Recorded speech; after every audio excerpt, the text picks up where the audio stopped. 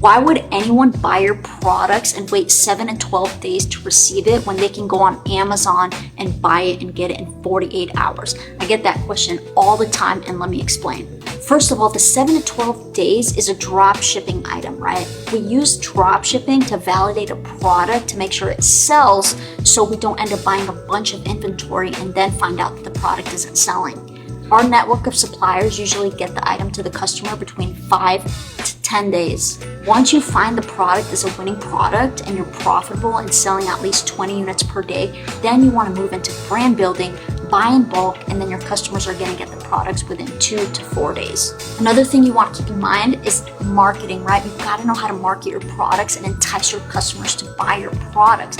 And that's why we go over impulse buying and intent-based buying, so you can drive customers to your website that buy your products over and over again.